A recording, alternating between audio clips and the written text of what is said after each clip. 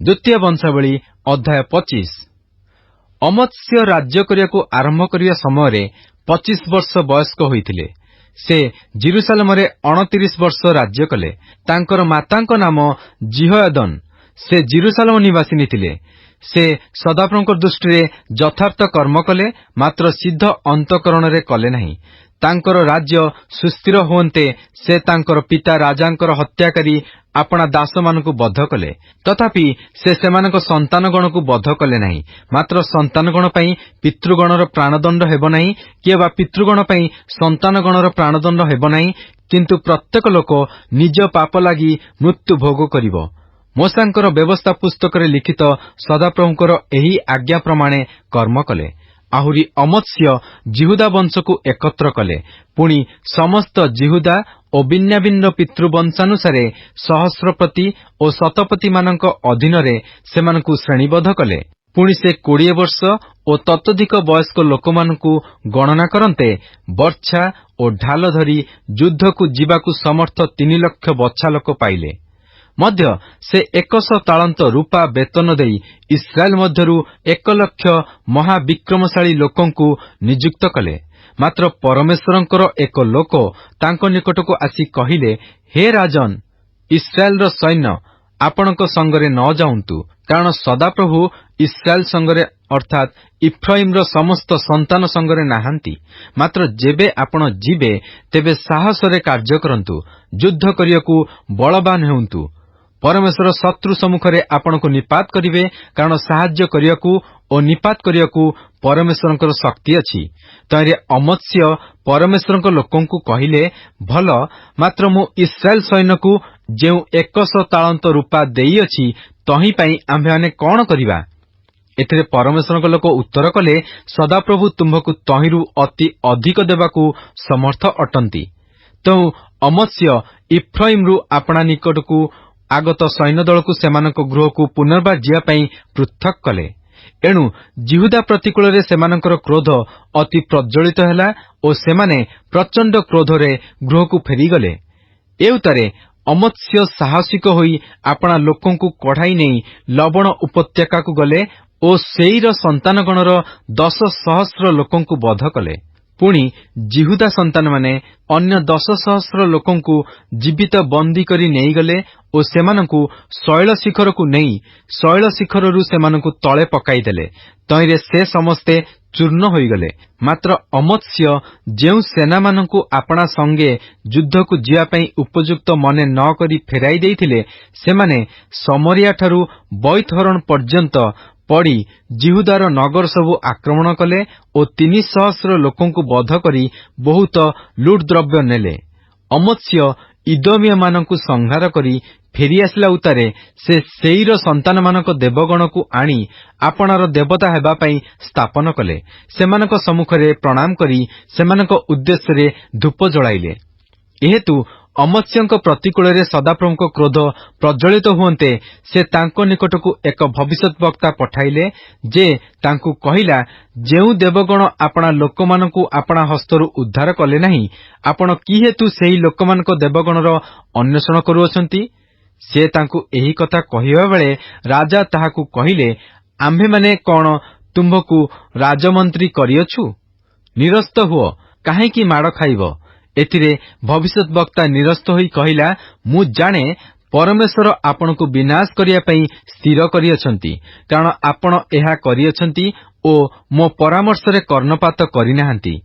ଅନନ୍ତର ଜିହୁଦାର ରାଜା ଅମତ୍ସ୍ୟ ପରାମର୍ଶ ନେଇ ଜେହୁଙ୍କର ପୌତ୍ର ଜିହୋଆହାଜଙ୍କର ପୁତ୍ର ଇସ୍ରାଏଲର ରାଜା ଜୋଆସଙ୍କ ନିକଟକୁ ଲୋକ ପଠାଇ କହିଲେ, ଆସ, ଆମ୍ଭେମାନେ ପରସ୍ପର ମୁଖ ଦେଖାଦେଖି ହେବା।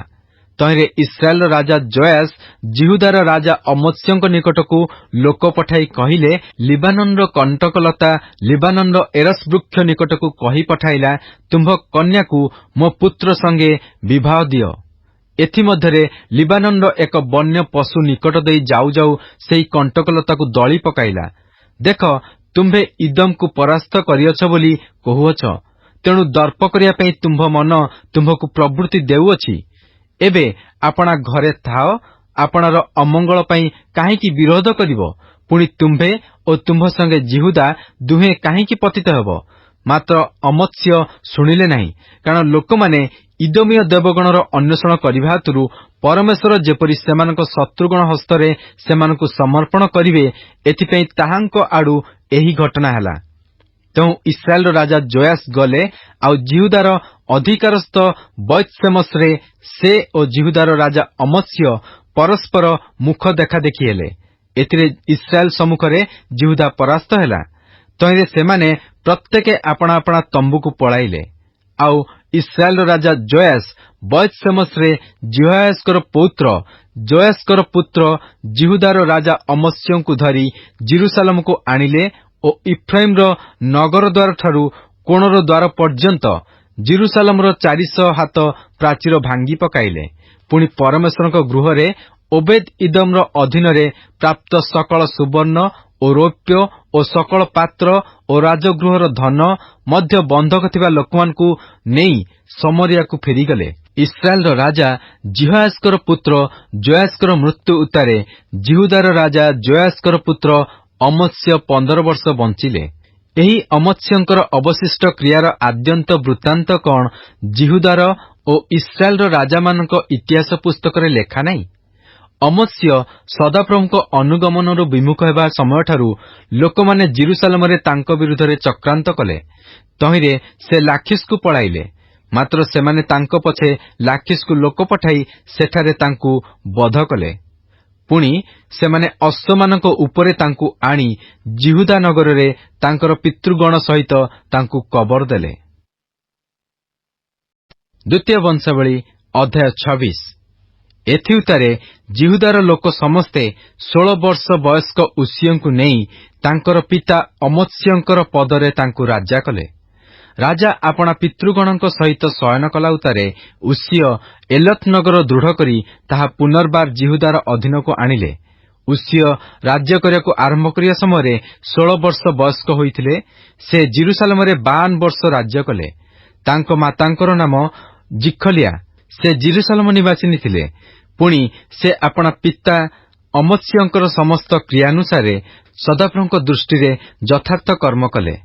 ଆଉ ପରମେଶ୍ୱରୀୟ ଦର୍ଶନ ସମ୍ବନ୍ଧରେ ବୁଦ୍ଧିମାନ ଜିଖରିୟର ସମୟରେ ସେ ପରମେଶ୍ୱରଙ୍କର ଅନ୍ୱେଷଣ କରିବା ପାଇଁ ଆପଣାକୁ ନିବିଷ୍ଟ କଲେ ଓ ସେ ଯେତେକାଳ ସଦାପ୍ରଭୁଙ୍କର ଅନ୍ୱେଷଣ କଲେ ସେତେକାଳ ପରମେଶ୍ୱର ତାଙ୍କୁ କୃତକାର୍ଯ୍ୟ ହେବାକୁ ଦେଲେ। ପୁଣି ସେ ଯାଇ ପଲେଷ୍ଟିୟମାନଙ୍କ ପ୍ରତିକୂଳରେ ଯୁଦ୍ଧ କଲେ, ଆଉ ଗାଥ ନଗରର ପ୍ରାଚୀର ଓ ଜବନିର ପ୍ରାଚୀର ଓ ଅସଦୋଦର ପ୍ରାଚୀର ଭାଙ୍ଗି ପକାଇଲେ। ପୁଣି ଅସଦୋଦ ଦେଶରେ ଓ ପଲେଷ୍ଟିୟମାନଙ୍କ ମଧ୍ୟରେ ନାନା ନଗର ନିର୍ମାଣ କଲେ। ଆହୁରି ପରମେଶ୍ୱର ପଲେଷ୍ଟିୟମାନଙ୍କ ପ୍ରତିକୂଳରେ ଓ ଗୁରବାଲ ନିବାସୀ ଆରବୀୟମାନଙ୍କ ଓ ମିଉନିୟମାନଙ୍କ ପ୍ରତିକୂଳରେ ତାଙ୍କର ସାହାଯ୍ୟ କଲେ।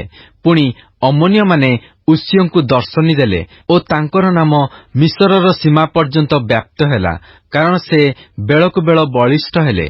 ଆହୁରି ଉସିୟ ଜିରୁସାଲେମର କୋଣ ଦ୍ୱାରରେ ଓ ଉପତ୍ୟକା ଦ୍ୱାରରେ ଓ ପ୍ରାଚୀର କୋଣରେ ଦୁର୍ଗ ନିର୍ମାଣ କରି ତାହା ସବୁ ଦୃଢ଼ କଲେ। ପୁଣି ସେ ପ୍ରାନ୍ତରରେ ଦୁର୍ଗମାନ ନିର୍ମାଣ କଲେ। ମଧ୍ୟ ତଳଭୂମିରେ ଓ ସମଭୂମିରେ ତାଙ୍କର ବହୁତ ପଶୁ ଥିବାରୁ ଅନେକ କୂପ ଖୋଳିଲେ। ଆଉ ପର୍ବତରେ ଓ ଫଳବତ୍ କ୍ଷେତ୍ରରେ ତାଙ୍କର କୃଷକ ଓ ଦ୍ରାକ୍ଷା କୃଷକଗଣ ଥିଲେ। ଆହୁରି ସେ କୃଷିପ୍ରିୟ ଥିଲେ। ଆହୁରି ଉସିୟଙ୍କର ଯୁଦ୍ଧକାରୀ ସୈନ୍ୟ ସାମନ୍ତ ଥିଲେ। ସେମାନେ ରାଜାଙ୍କର ହନାନୀୟ ନାମକ ଏକ ସେନାପତିର ଅଧୀନରେ ଜିୟୁଏଲ ଲେଖକର ଓ ମାସେୟ ଶାସନକର୍ତ୍ତାର ଗଣିତ ସଂଖ୍ୟାନୁସାରେ ଦଳ ଦଳ ହୋଇ ଯୁଦ୍ଧ କରିବାକୁ ଯାତ୍ରା କଲେ। ପିତୃବଂଶ ପ୍ରଧାନ ଓ ମହାବିକ୍ରମଶାଳୀ ଲୋକଙ୍କର ସମୁଦାୟ ସଂଖ୍ୟା 2600 ଥିଲା। ପୁଣି ସେମାନଙ୍କ ହସ୍ତାଧୀନରେ 3,07,500 ଶିକ୍ଷିତ ସୈନ୍ୟ ଥିଲେ।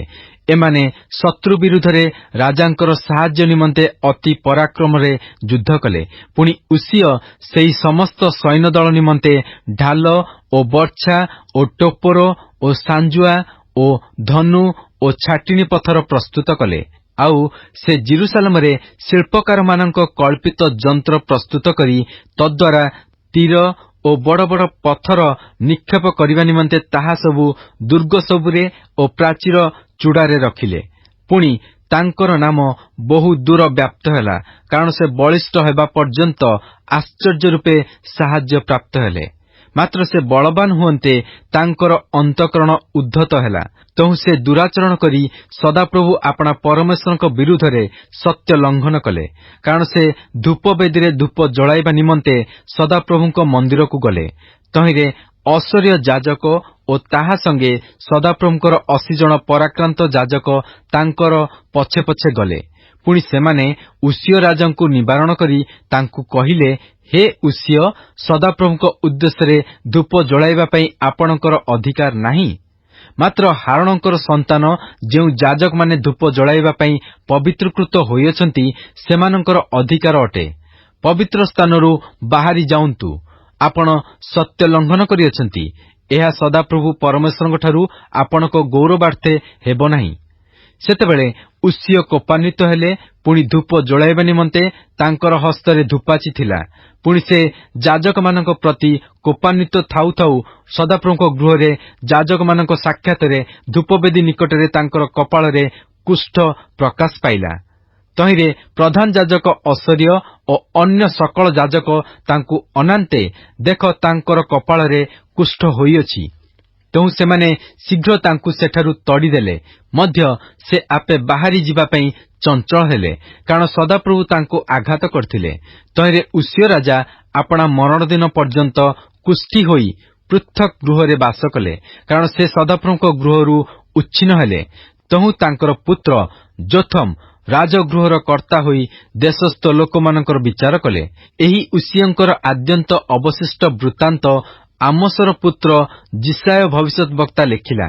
ଏହି ରୂପେ ଉସିୟ ଆପଣା ପିତୃଗଣ ସହିତ ଶୟନ କଲେ। ତହିଁରେ ଲୋକମାନେ ତାଙ୍କର ପିତୃଗଣ ସହିତ ରାଜାମାନଙ୍କ କବର କ୍ଷେତ୍ରରେ ତାଙ୍କୁ କବର ଦେଲେ, କାରଣ ସେମାନେ କହିଲେ, ସେ କୁଷ୍ଠୀ। ତହୁ ତାଙ୍କର ପୁତ୍ର ଯୋଥମ ତାଙ୍କର ପଦରେ ରାଜ୍ୟ କଲେ। ଦ୍ୱିତୀୟ ବଂଶାବଳୀ ଅଧ୍ୟାୟ 27। ଯୋଥମ ରାଜ୍ୟ କରିବାକୁ ଆରମ୍ଭ କରିବା ସମୟରେ 25 ବର୍ଷ ବୟସ୍କ ହୋଇଥିଲେ। ସେ ଜେରୁସାଲେମରେ 16 ବର୍ଷ ରାଜ୍ୟ କଲେ। ତାଙ୍କର ମାତାଙ୍କ ନାମ ଜିରୁଷା। ସେ ସାଦୋକର କନ୍ୟା ଥିଲେ। ପୁଣି ସେ ଆପଣା ପିତା ଉସିୟଙ୍କର ସମସ୍ତ କ୍ରିୟାନୁସାରେ ସଦାପ୍ରଭୁଙ୍କ ଦୃଷ୍ଟିରେ ଯଥାର୍ଥ କର୍ମ କଲେ। ତଥାପି ସେ ସଦାପ୍ରଭୁଙ୍କ ମନ୍ଦିରରେ ପ୍ରବେଶ କଲେ ନାହିଁ। ଆଉ ଲୋକମାନେ ସେ ସମୟରେ ହିଁ ଦୁରାଚରଣ କଲେ। ସେ ସଦାପ୍ରଭୁଙ୍କ ଗୃହର ଉପର ଦ୍ୱାର ଦୃଢ଼ କଲେ। ପୁଣି ଓଫଲର ପ୍ରାଚୀର ଉପରେ ଅନେକ ସ୍ଥାନ ନିର୍ମାଣ କଲେ। ଆହୁରି ସେ ଜିହୁଦାର ପର୍ବତମୟ ଦେଶରେ ନାନା ନଗର ଓ ବନରେ ଗଡ଼ ଓ ଦୁର୍ଗ ସବୁ ନିର୍ମାଣ କଲେ। ମଧ୍ୟ ସେ ଅମନ ସନ୍ତାନଗଣର ରାଜା ସଙ୍ଗେ ଯୁଦ୍ଧ କରି ସେମାନଙ୍କୁ ପରାସ୍ତ କଲେ। ତହିଁରେ ଅମନ ସନ୍ତାନଗଣ ସେହି ବର୍ଷ ତାଙ୍କୁ 100 ତାଳନ୍ତ ରୂପା ଓ 10,000 ମହଣ ଗହମ ଓ 10,000 ମହଣ ଯବ ଦେଲେ। ଅମନ ସନ୍ତାନଗଣ ଦ୍ୱିତୀୟ ଓ ତୃତୀୟ ବର୍ଷ ମଧ୍ୟ ସେତିକି ତାଙ୍କୁ ଦେଲେ। ଏହି ରୂପେ ଯୋଥମ ସଦାପ୍ରଭୁ ଆପଣା ପରମେଶ୍ୱରଙ୍କ ସମ୍ମୁଖରେ ଆପଣା ପଥ ସଜାଡ଼ିବାରୁ ପରାକ୍ରାନ୍ତ ହେଲେ।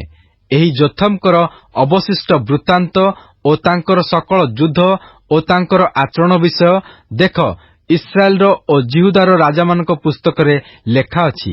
ସେ ରାଜ୍ୟ କରିବାକୁ ଆରମ୍ଭ କରିବା ସମୟରେ 25 ବର୍ଷ ବୟସ୍କ ହୋଇଥିଲେ ଓ ଜେରୁସାଲେମରେ 16 ବର୍ଷ ରାଜ୍ୟ କଲେ। ପୁଣି ଯୋଥମ ଆପଣା ପିତୃଗଣ ସହିତ ଶୟନ କରନ୍ତେ ଲୋକମାନେ ଦାଉଦ ନଗରରେ ତାଙ୍କୁ କବର ଦେଲେ। ତହୁ ତାଙ୍କର ପୁତ୍ର ଆହସ ତାଙ୍କର ପଦରେ ରାଜ୍ୟ କଲେ। ଦ୍ୱିତୀୟ ବଂଶାବଳୀ ଅଧ୍ୟାୟ 28। ଆହସ ରାଜ୍ୟ କରିବାକୁ ଆରମ୍ଭ କରିବା ସମୟରେ 20 ବର୍ଷ ବୟସ୍କ ହୋଇଥିଲେ ଓ ସେ ଜେରୁସାଲେମରେ 16 ବର୍ଷ ରାଜ୍ୟ କଲେ। ପୁଣି ସେ ଆପଣା ପୂର୍ବପୁରୁଷ ଦାଉଦଙ୍କ ପରି ସଦାପ୍ରଭୁଙ୍କ ଦୃଷ୍ଟିରେ ଯଥାର୍ଥ କର୍ମ କଲେ ନାହିଁ। ମାତ୍ର ସେ ଇସ୍ରାଏଲର ରାଜାମାନଙ୍କ ପଥରେ ଚାଲିଲେ ମଧ୍ୟ ବାଲ୍ ଦେବଗଣ ଉଦ୍ଦେଶ୍ୟରେ ଛାଞ୍ଚରେ ଢଳା ପ୍ରତିମା ନିର୍ମାଣ କଲେ। ଆହୁରି ସେ ହିନମ ପୁତ୍ରର ଉପତ୍ୟକାରେ ଧୂପ ଜଳାଇଲେ ଓ ସଦାପ୍ରଭୁ ଇସ୍ରାଏଲ ସନ୍ତାନଗଣ ସମ୍ମୁଖରୁ ଯେଉଁ ଅନ୍ୟ ଦେଶୀୟମାନଙ୍କୁ ଦୂର କରିଥିଲେ, ସେମାନଙ୍କର ଘୃଣାଯୋଗ୍ୟ ବ୍ୟବହାର ଅନୁସାରେ ସେ ଆପଣା ସନ୍ତାନଗଣକୁ ଅଗ୍ନିରେ ଦଗ୍ଧ କଲେ। ପୁଣି ସେ ଉଚ୍ଚସ୍ଥଳୀରେ ଓ ପର୍ବତ ଉପରେ ଓ ପ୍ରତ୍ୟେକ ହରିତବର୍ଣ୍ଣ ବୃକ୍ଷ ତଳେ ବଳିଦାନ କଲେ ଓ ଧୂପ ଜଳାଇଲେ। ଏହେତୁ ସଦାପ୍ରଭୁ ତାଙ୍କର ପରମେଶ୍ୱର ଅରାମ ରାଜାର ହସ୍ତରେ ତାଙ୍କୁ ସମର୍ପଣ କଲେ।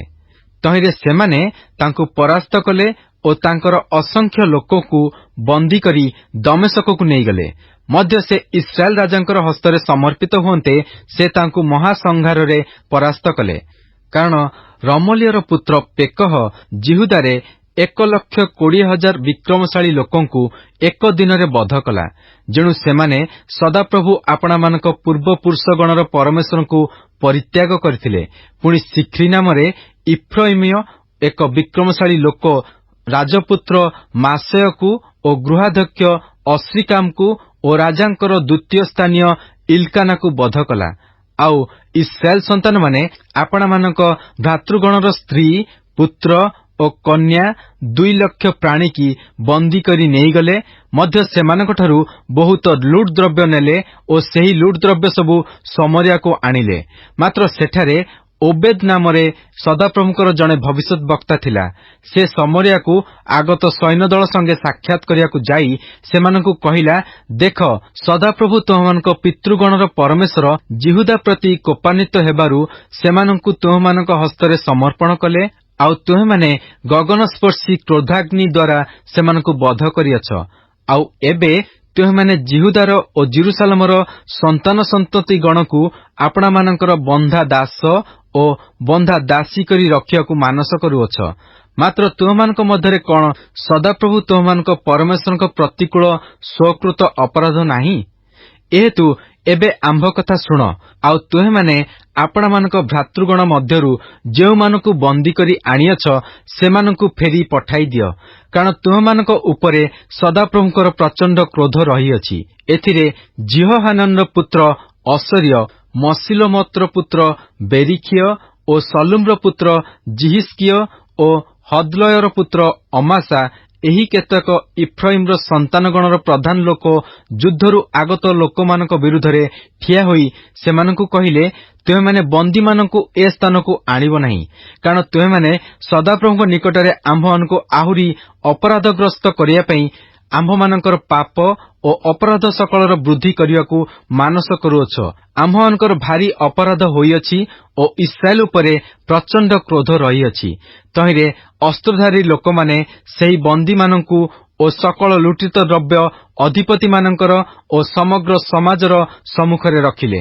ତହିଁରେ ପୂର୍ବୋକ୍ତ ଲୋକମାନେ ଉଠି ବନ୍ଦୀମାନଙ୍କୁ ନେଲେ ଓ ଲୁଟିତ ଦ୍ରବ୍ୟ ନେଇ ସେମାନଙ୍କ ମଧ୍ୟରେ ସମସ୍ତ ଉଲ୍ଲଙ୍ଗ ଲୋକଙ୍କୁ ବସ୍ତ୍ର ଓ ପାଦୁକା ପିନ୍ଧାଇଲେ ଓ ସେମାନଙ୍କୁ ଭୋଜନପାନ କରିବାକୁ ଦେଇ ତୈଳ ମର୍ଦ୍ଦନ କଲେ ଓ ସେମାନଙ୍କ ମଧ୍ୟରୁ ଦୁର୍ବଳ ସମସ୍ତଙ୍କୁ ଗର୍ଦ୍ଦଭରେ ଚଢ଼ାଇ ଖର୍ଜୁରପୁର ଜିରିହକୁ ସେମାନଙ୍କ ଭ୍ରାତୃଗଣ କତିକି ନେଇଗଲେ। ଏଥିଉତ୍ତାରେ ସେମାନେ ସମରିୟାକୁ ଫେରି ଆସିଲେ। ସେହି ସମୟରେ ଆହସ ରାଜା ଆପଣାର ସାହାଯ୍ୟ ପାଇଁ ଅସୁରୀୟ ରାଜାମାନଙ୍କ ନିକଟକୁ ଲୋକ ପଠାଇଲେ। କାରଣ ଇଦୋମୀୟ ଲୋକମାନେ ପୁନର୍ବାର ଜିହୁଦା ଦେଶକୁ ଆସି ପରାସ୍ତ କରି ଅନେକଙ୍କୁ ବନ୍ଦୀ କରି ନେଇଯାଇଥିଲେ। ପଲେଷ୍ଟିଆମାନେ ମଧ୍ୟ ତଳଭୂମିର ଓ ଜିହୁଦା ଦକ୍ଷିଣାଞ୍ଚଳର ନଗରମାନ ଆକ୍ରମଣ କରି ବୈତ୍‌ଶେମସ୍ ଓ ଅୟାଲୋନ ଓ ଗଦେରୋତ, ପୁଣି ସୋଖୋ ଓ ତହିଁର ଉପନଗର, ତିମ୍ନା ଓ ତହିଁର ଉପନଗର, ଗିମସ୍ ଓ ତହିଁର ଉପନଗର ସକଳ ହସ୍ତଗତ କରି ସେଠାରେ ବାସ କରୁଥିଲେ। କାରଣ ଇସ୍ରାଏଲର ରାଜା ଆହସଙ୍କ ସକାଶୁ ସଦାପ୍ରଭୁ ଜିହୁଦାକୁ ଖର୍ବ କଲେ। ଯେଣୁ ସେ ଜିହୁଦା ମଧ୍ୟରେ ସ୍ୱେଚ୍ଛାଚାର କରି ସଦାପ୍ରଭୁଙ୍କ ବିରୁଦ୍ଧରେ ନିତାନ୍ତ ସତ୍ୟଲଙ୍ଘନ କରିଥିଲେ। ଏଥିଉତ୍ତାରେ ଅସୁରର ରାଜା ତିଲଗତ୍ ପିଲ୍ନେସର ତାଙ୍କ ନିକଟକୁ ଆସିଲା, ମାତ୍ର ତାଙ୍କୁ ବଳ ନ ଦେଇ କ୍ଲେଶ ଦେଲା। କାରଣ ଆହସ ସଦାପ୍ରଭୁଙ୍କ ଗୃହରୁ ଓ ରାଜାଙ୍କର ଓ ଅଧିପତିମାନଙ୍କ ଗୃହରୁ ଧନ ହରଣ କରି ଅସୁରର ରାଜାକୁ ଦେଲେ, ମାତ୍ର ତଦ୍ୱାରା ତାଙ୍କର ସାହାଯ୍ୟ ହେଲା ନାହିଁ। ପୁଣି ସେହି ଆହସ ରାଜା ଆପଣାର କ୍ଲେଶ ସମୟରେ ସଦାପ୍ରଭୁଙ୍କ ବିରୁଦ୍ଧରେ ଆହୁରି ସତ୍ୟଲଙ୍ଘନ କଲେ। କାରଣ ଯେଉଁ ଦମେଶକୀୟ ଦେବଗଣ ତାଙ୍କୁ ପରାସ୍ତ କରିଥିଲେ ସେମାନଙ୍କ ଉଦ୍ଦେଶ୍ୟରେ ସେ ବଳିଦାନ କଲେ। ଆଉ ସେ କହିଲେ, ଅରାମୀୟ ରାଜାମାନଙ୍କ ଦେବଗଣ ସେମାନଙ୍କର ସାହାଯ୍ୟ କରିଅଛନ୍ତି। ଏହେତୁ ମୁଁ ସେମାନଙ୍କ ନିକଟରେ ବଳିଦାନ କରିବି, ତହିଁରେ ସେମାନେ ମୋହର ସାହାଯ୍ୟ କରିବେ। ମାତ୍ର ସେମାନେ ତାଙ୍କର ଓ ସମଗ୍ର ଇସ୍ରାଏଲର ବିନାଶର କାରଣ ହେଲେ।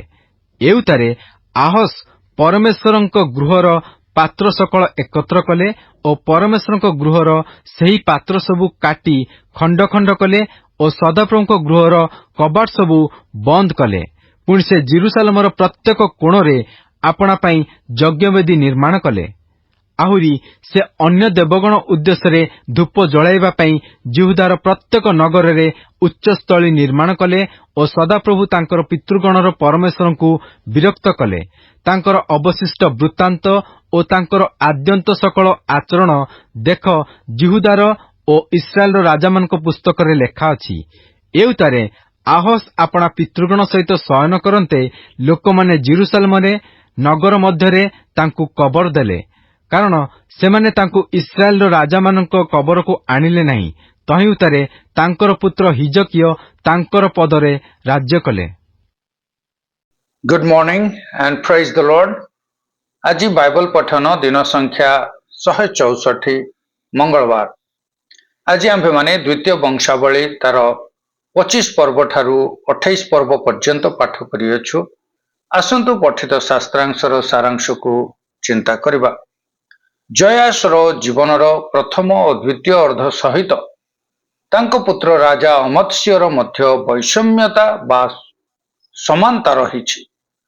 ଈଶ୍ୱରଙ୍କ ଆଜ୍ଞା ପାଳନ କରିବା ଦ୍ୱାରା ସେ ଇଦୋମୀୟମାନଙ୍କ ବିରୁଦ୍ଧରେ ଯୁଦ୍ଧରେ ଏକ ଚମତ୍କାର ବିଜୟ ହାସଲ କଲେ, କିନ୍ତୁ ତାର ହୃଦୟ ଗର୍ବିତ ହେଲା ଓ ସେ ସେଇର ସନ୍ତାନଗଣର ଦେବତାମାନଙ୍କ ଉଦ୍ଦେଶ୍ୟରେ ନୈବେଦ୍ୟ ବଳି ଉତ୍ସର୍ଗ କଲେ। ତାଙ୍କ ଉପରେ ଈଶ୍ୱରଙ୍କ କ୍ରୋଧ ବର୍ତ୍ତିଲା ଓ ସେ ମଧ୍ୟ ତାଙ୍କ ପିତାଙ୍କ ସଦୃଶ ବିଦ୍ରୋହୀମାନଙ୍କ ଦ୍ୱାରା ହତ ହେଲେ। ଉସିୟ 16 ବର୍ଷ ବୟସରେ ରାଜା ହେଲେ। ସେ ଦୀର୍ଘ 52 ବର୍ଷ ଦେଶକୁ ଭିତରେ ଓ ବାହାରେ ସୁଦୃଢ଼ କଲେ ଓ ଏକ ଆର୍ଥିକ ସମୃଦ୍ଧ ରାଷ୍ଟ୍ର ଗଢ଼ିଲେ।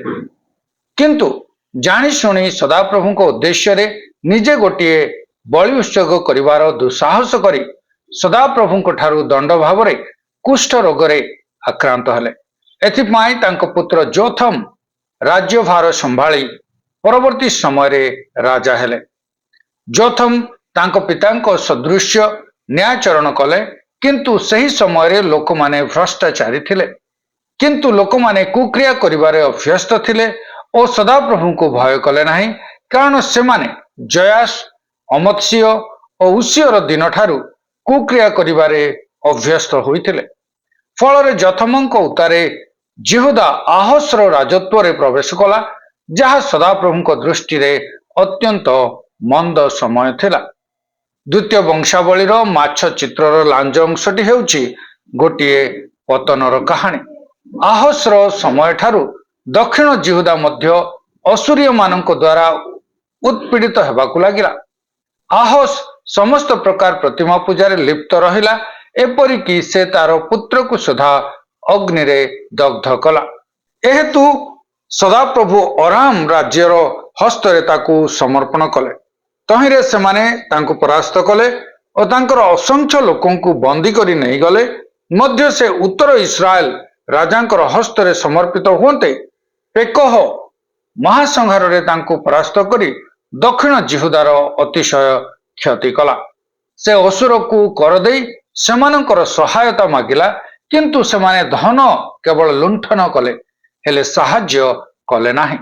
ତଥାପି ଆହସ ଈଶ୍ୱରଙ୍କ ପ୍ରତି ବିଶ୍ୱାସଘାତକତା କଲା ଓ ମନ୍ଦିରକୁ ନଷ୍ଟ କରି ବନ୍ଦ କରିଦେଲା। ଏହା ଥିଲା ଆଜିର ପଠିତ ଶାସ୍ତ୍ରାଂଶର ସାରାଂଶ। ଖ୍ରୀଷ୍ଟଙ୍କ ଠାରେ ଏକତ୍ର, ଆହା ଏହା କି ଆଶୀର୍ବାଦର ବିଷୟ ଅଟେ। ପ୍ରଭୁ ଆଜିର ପଠନରେ ଆମ ସମସ୍ତଙ୍କୁ ଆଶୀର୍ବାଦ କରନ୍ତୁ।